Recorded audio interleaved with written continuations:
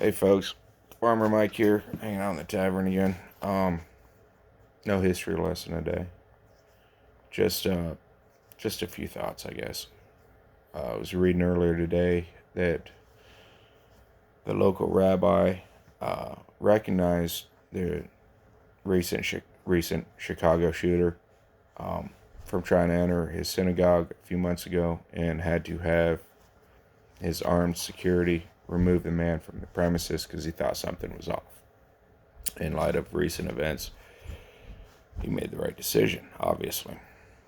Um, but I've seen some things, from some friends,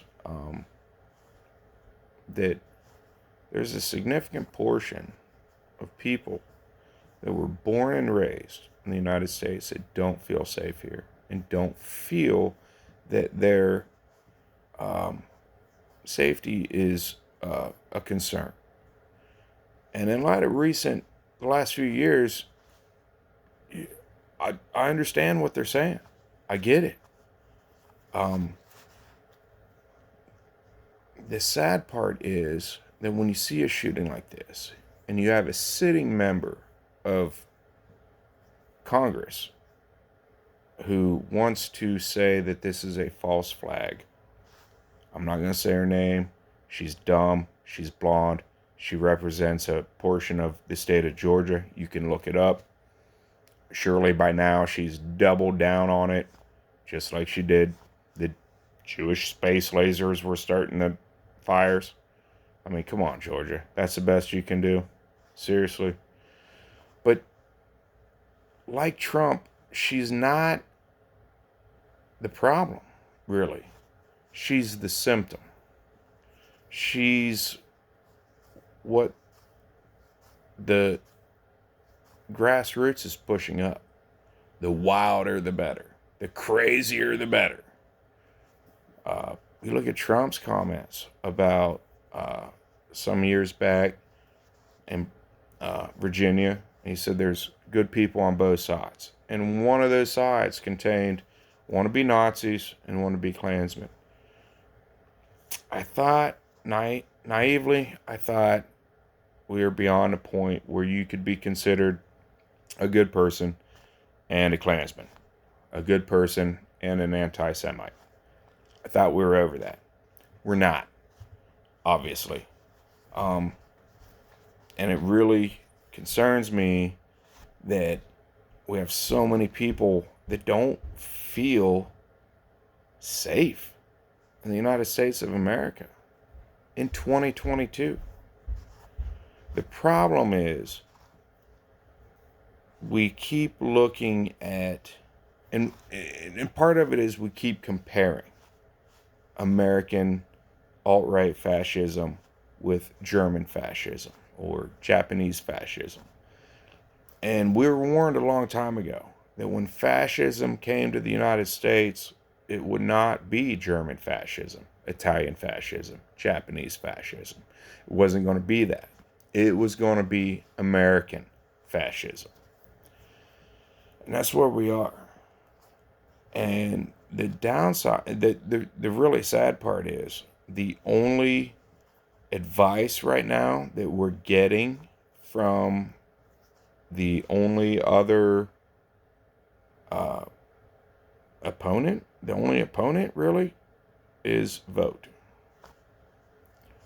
Gonna need some leadership here. The sad part is the Democratic Party is roughly 106 years old, apparently. And I don't know if they don't know how to lead. They're not willing to lead. They're not even willing to push back. Go vote.